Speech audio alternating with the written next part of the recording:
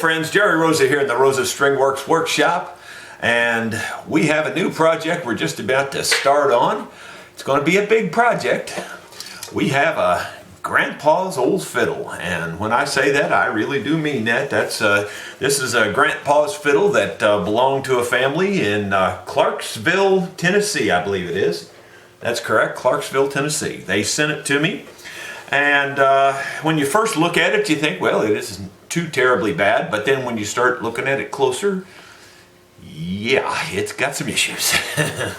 So here we go. You can kind of see right there is one of the big issues. It's really broken, and you can see how it's sticking up there. Worse than anything, and let me just say this right now, and I probably said it many times before, if you don't know how to fix them, don't try to fix them yourself, because it makes it way harder to fix it and fix it well later. And this is one of those cases where I'm sure Grandpa probably tried his own fix on this when he was alive, and you know, hey, more power to him. If it worked for him and he played for a while, great. But anyway, this has been re-glued, you can see, and the glue's all over the surface now, and so it's really messed up the surface of the violin. And of course on the back it's the same way, and maybe even worse, and you can kind of see how it opens up there, and pretty bad shape. So what we're probably going to do on this case is probably go ahead and refinish the whole instrument, just because it looks so bad. You know, the family was torn about whether they should go very far into this or not, or keep it looking like it did when he owned it. You know, I can see it both ways. I really can. For instance, these tuning keys is an example. You know, for my money, I'd take these tuning keys off and I'd save them, but I wouldn't use them. And this one, for instance, is broken. You can't even really use it anyway. So to me, that pretty much makes the violin worthless when you leave things like this on there. But the family wants to leave these tuning keys. So, you know, hey, I can appreciate that. I understand the sentiment in it and that sort of thing. But for my money, personally, I would rather, even if it was my own Grandpa's fiddle, I would take these off, keep them in the case, save them forever, hang them on the wall, whatever, make a display out of them, but I wouldn't use them on the actual violin, just because, especially because these are broken. If they weren't broken, maybe you keep them and use them. But the old timers did this a lot of times just because they felt it was easier to tune them. They didn't have all the fine tuners back then, or they did have fine tuners, but most of the old timers couldn't find them, so they had these kind instead. So anyway, for my money, I would put you know, a new tailpiece on here with the tuners, with the fine adjusters all built in. More than likely, we'll need a new bridge. The bridge on it, I guess, could be salvaged, but bridges are cheap. The fretboard itself looks okay. The neck angle looks okay. Wouldn't hurt it if this neck angle was just a hair higher. You know, the angle that the neck comes to the body, you know, if it's just a hair higher, you can use a little bit taller bridge. It gives you a little more down pressure, a little more volume. But it looks like we're going to have to take it apart, I think. You know, I could probably fix this with it together, but being that it's already been attempted, I kind of feel like I almost need to take it apart to get rid of a lot of the glue and junk. But then again, I may not. You know, I may just maybe just take the top off, or maybe just take the back off. I'll kind of look and see what's the loosest and what's the easiest to get apart. There are many ways to skin every cat, as you probably have noticed if you've watched many of my videos. There's a lot of different ways to do the same thing, and but we'll just have to see what our total approach is on this. We're not going to do anything to the bow. I would recommend just keeping this bow as it is. There's not much curve left in the bow. You can see the stick is pretty straight. There's still a lot of hair on the bow. I mean, technically you could use this bow, but I wouldn't. I think I'd just keep this as a display piece, just put it in the case and save it, because it belonged to Grandpa, you know. We're going to get him a new bow, a new case, and we're going to make this thing look like $1 million. If you watched my video on Not Worth Fixing, you noticed in there my comment was, if you don't fix it up and make it look good and make it look like a playable instrument, somebody down the road will throw it away. And that's where this one's at. It's at the point where somebody down the road is going to say, that thing's a piece of junk, throw it away, it can't even be fixed. But right now it's still salvageable, and that's what we intend to do. Hope you enjoy this series. Just a quick note, I started to take the bridge off and the bridge won't come off. And why is that? And that is because you see the little ebony insert in there? This particular E-string has gotten down between the ebony insert and the maple. Maybe you can see it here. There it went. It's just a little, there was just a little crack between the ebony and the maple on this outer edge here, and it was just down in that crack and it was stuck.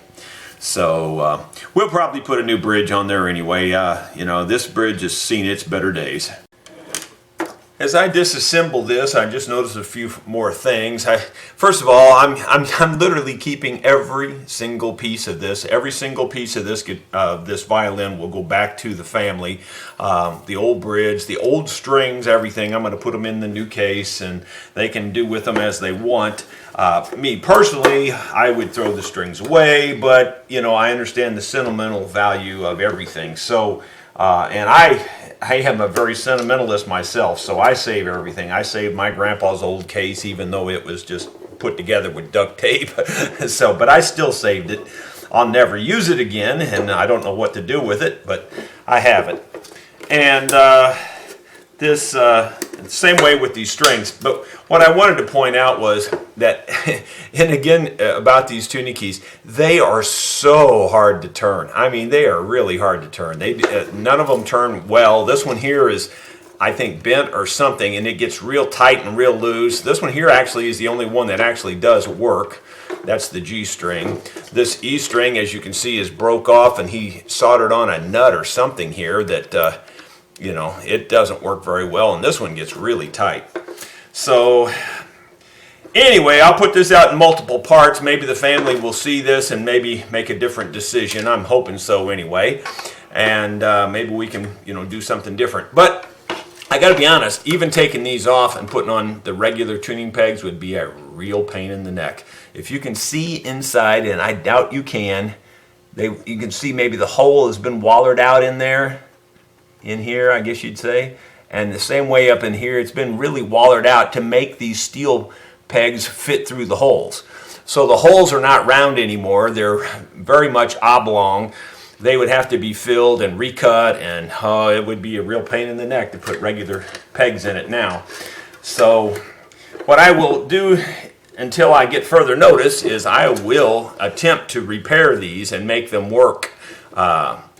It's not going to be easy, and fortunately, though, I'm probably one of the few instrument repair people in maybe even in the whole world that has a machine shop right next door. I have my own metal machine shop also, so I can remachine some parts if I need to and try to make this thing work better.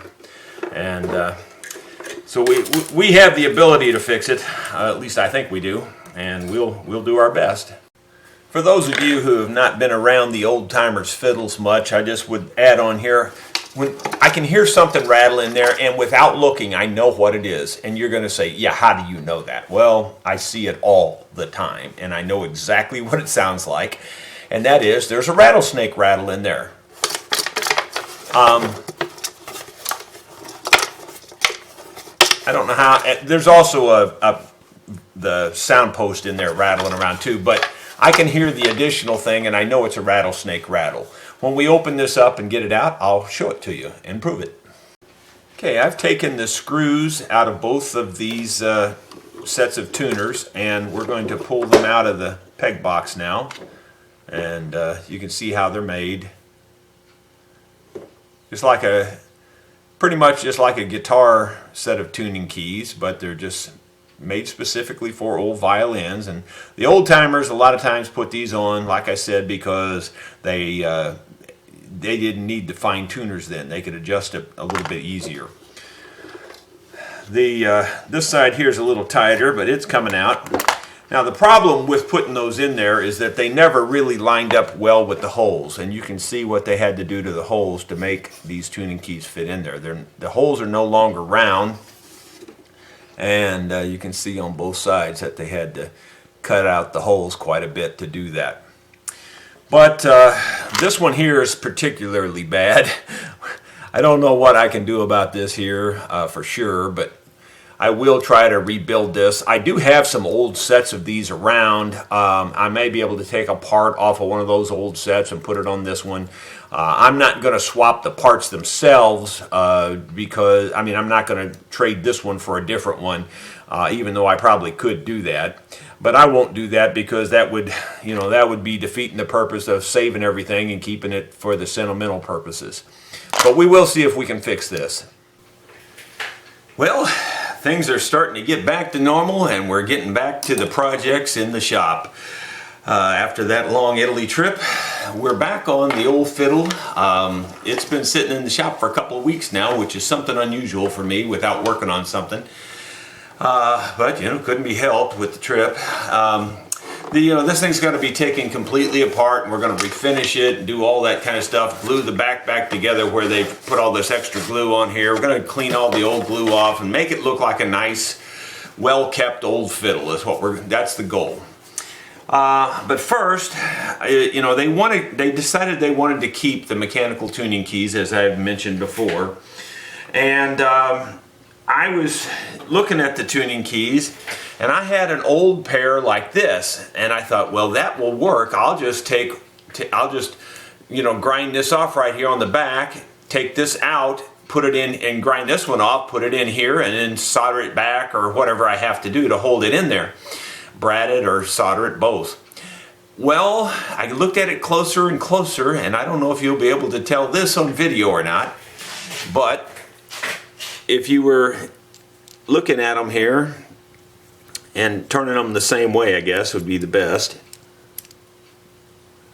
If you're looking at them on video, turning them the same way, I'm going to exaggerate, but the angle of the gear on this one goes this way. The angle of the gear on this one goes this way. They're backwards. And it doesn't matter which one of these I check, this one is backwards to these, period. So there's no point in even trying that idea. That's not going to work. So, you know, this deal that they've put on here was soldered on here. And I got to looking at it, and I was trying to figure out, why is this key bent too? Because the plastic on this is all shriveled up on this one side. Well, that's because he used a blowtorch when he was soldering this, and the heat melted this side here. So I'm going to attempt to desolder this, take this mess off of here. I'm going to attempt to either take a button off of here and put it on here, or I'm going to make a new button on my metal lathe and turn some plastic down and make it match this. I'm not sure which way we're going to tackle it yet, but the first thing I got to do is desolder this mess that's on here.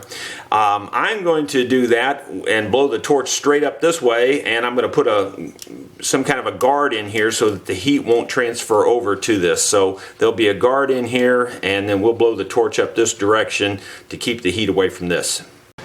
This is actually a fairly awkward setup for me to work on, but it was the only way I could turn it that I could make sense out of it for the camera. So I have this little gizmo here that's holding this little piece of aluminum up against this other key so that it'll be away from the heat. I'm going to come through here with the heat and blow straight up, soften this solder up, and hopefully take all that mess off of there. I'll zoom it in a little bit for you so you can see it a little better on what I'm actually doing, hopefully. Hopefully you can see it. I don't think I can in this particular case, but I'll just be working blind.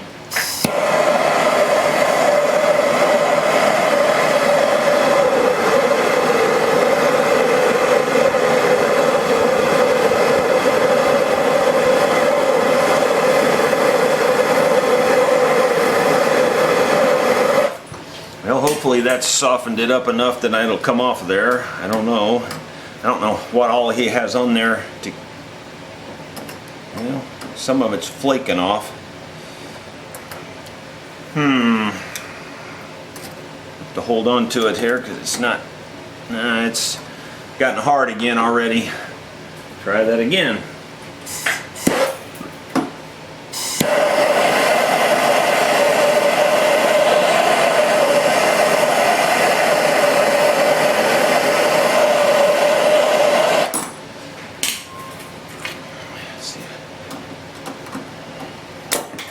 Whoops.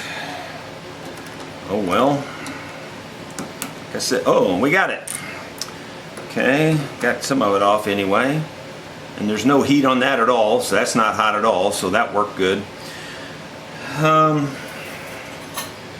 I didn't break my little rig here, so I guess that's okay. It fell off, but we got her.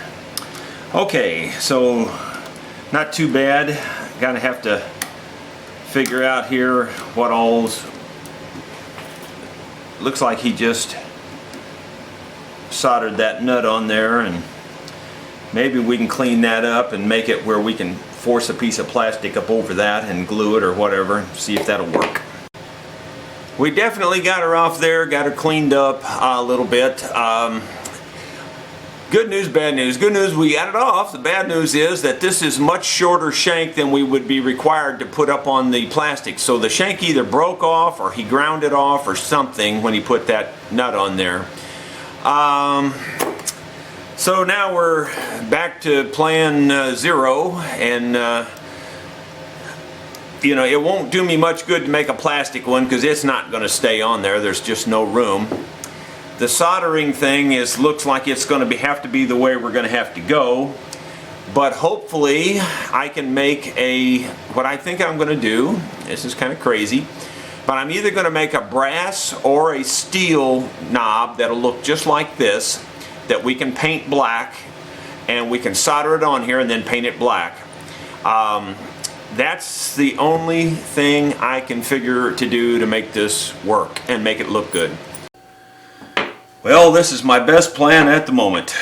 I measured one of these that's not damaged, and the measurement comes out to 0.555 basically. So 555 thousandths, 556 thousandths, that one says. This measures 557 8 thousandths, so we're a couple of thousandths big, but by the time we do a little filing and clean up, that'll be just about perfect.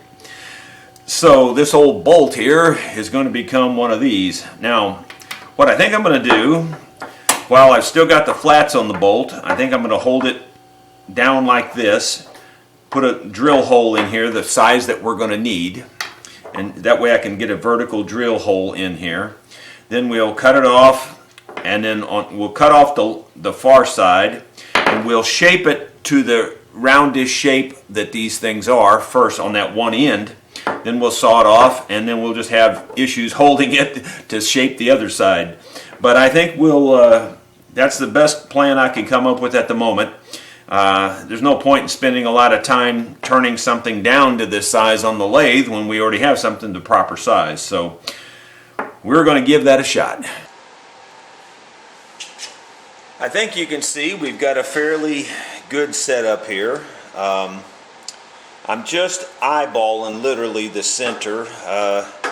You know, it's going to be good enough for our purposes. It's you know, you can eyeball something within a couple of thousandths, and I think that's about where I'm at here. Trying to just judge. I've wedged underneath this end of I've got a C-clamp holding the heavy end down to the table flat. Then I've got these two wedges jammed up underneath here so this doesn't go down. So I've got a pretty stable situation here. And just going to tighten up everything so nothing moves on me while I'm drilling. Got all the tables tight. The measurement of the little peg left that we're trying to fit measured about 125 thousandths, which is 1/8 of an inch. So I went to the next smallest drill bit that I had, and I'm going to drill a hole that size because you can always go bigger.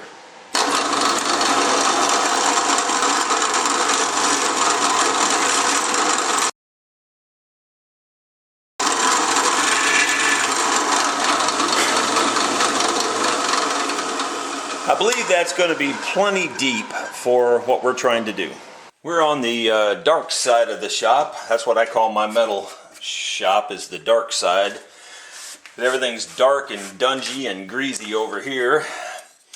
But we need to use it to saw this off. Now I could use a regular hacksaw to saw this off, but I see no point in that since I've got power. This is just a Harbor Freight portable bandsaw that I built and put a stand on, and then I put an electric switch on it here so I can turn it on and off. So I've got a wedge that I'm going to use to push this through, and I'm just going to cut it off just that side of the hole, and that's my goal right now, and see how this works. Just going to push it through by hand very slowly.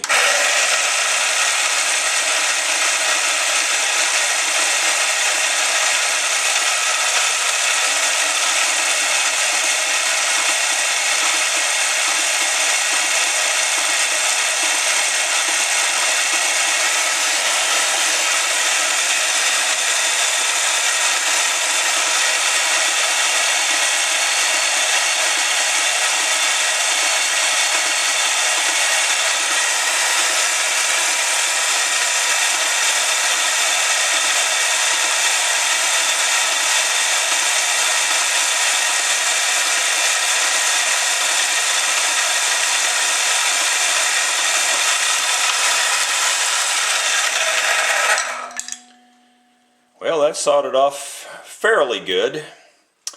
A little bit crooked, but I think the crook's going to work for me on the one side because I'm going to have to bevel it. The other side I'll have to file a little bit more, but I think it's going to be fine.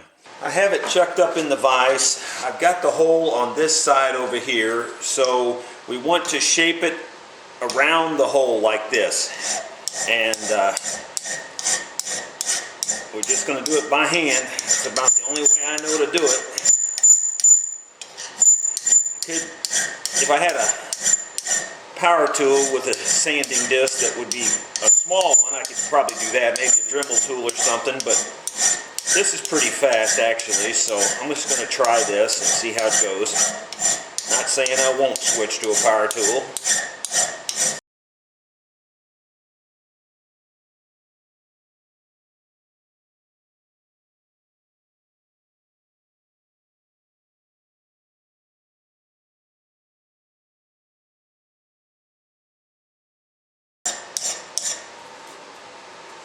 Nice and smooth across there now. Getting close, very close, just details now.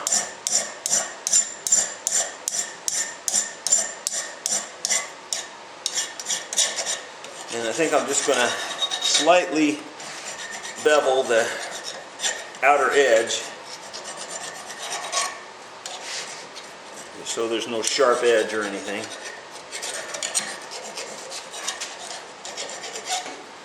It feels good. It feels real good.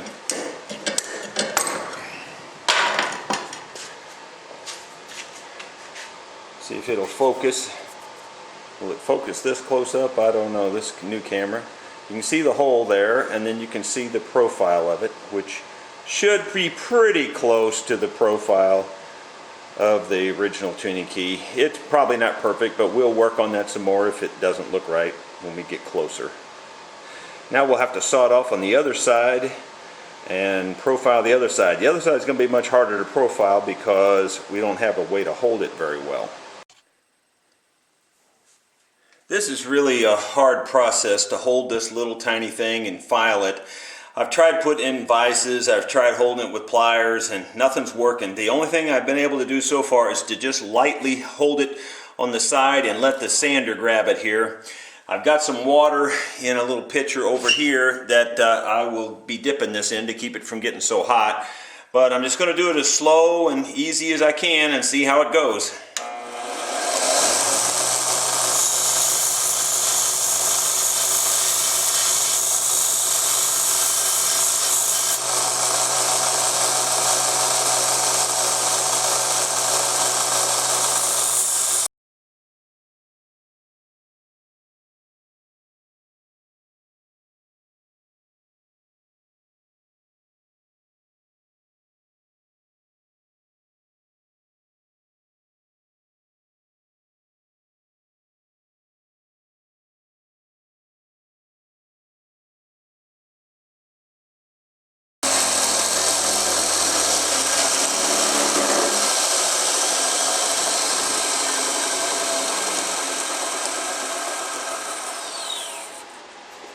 Now that I've got the worst of it off of there, I think I'm going to try just going back to the workbench, putting a piece of wet or dry sandpaper down and just sanding it this way and see if that's going to work.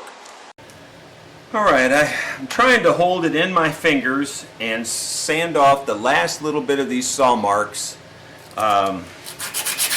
you know, on the table here. I'm rocking it back and forth to keep the contour, and I don't know if this is going to work or not. This may just take too long.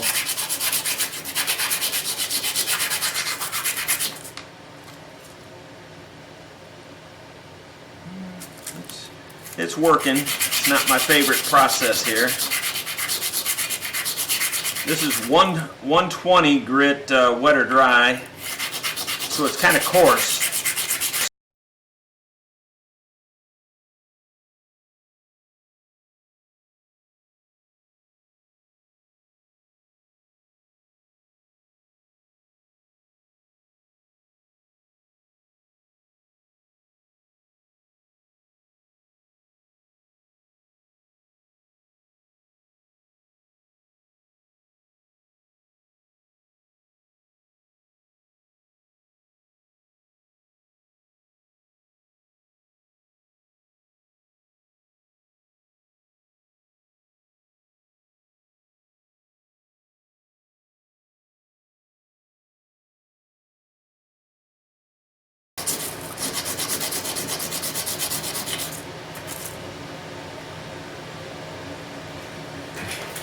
I think we're going to probably stop right there. That's pretty close.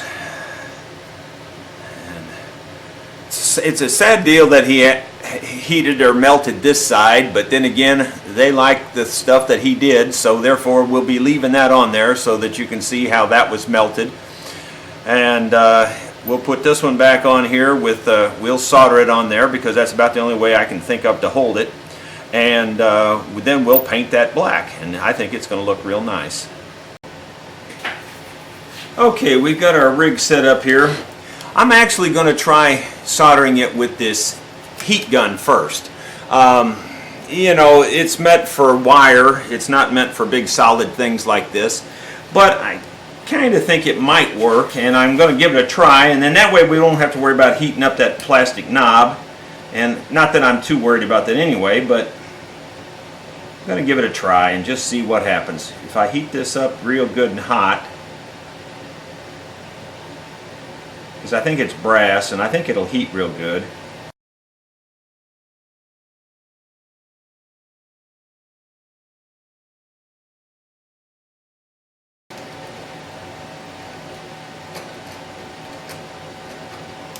For some reason it must be dirtier or something on this side. It doesn't seem to be sticking as well on this side.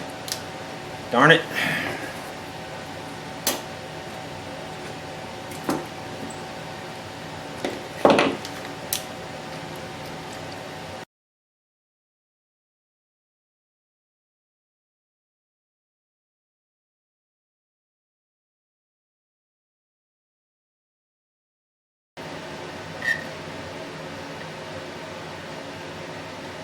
Yeah, definitely. Wow, much better. I think it'll hold now. Yeah, that's looking good. Now just take a little cleanup with the file and some sandpaper and we've got our whip. There's what it looks like in the rough solder phase. And so now I'll get in there with some little files and clean up that rough solder. And we'll paint it black, and I'll show you what it looks like after we get that done. Alright, we got some of that good old Tester's model paint here, black. And might take a couple of coats, but I think this will hold on there real nice.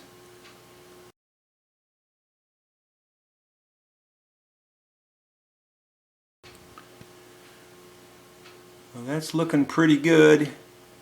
It's not focusing, but there you go. You can see it's looking pretty fine. Doesn't look much different than this one other than the fact that this one got melted down. So, pretty happy with that. It's actually a little thinner than the original, but you know, you get what you get. very hard to work with that steel like that, but and especially when it gets cut off and it's small. But I think that's going to look real nice after that dries and everything, and you won't hardly be able to tell that it's been changed.